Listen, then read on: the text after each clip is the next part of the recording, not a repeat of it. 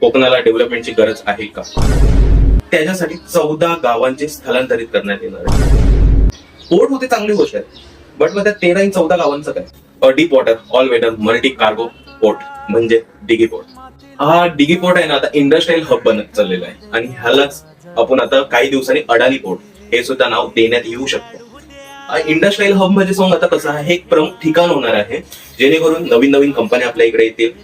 रस्त्यांची कनेक्टिव्हिटी आपण बोलू शकतो होणार आहे. मोठे जहाज येतील, कंटेनरचे जहाज येतील. म्हणजे आता तुम्ही काही दिवसापूर्वी बघितलं असाल तर दिघी पोर्ट हे चर्चेत आहे. दिघी पोर्ट साठी कशामुळे?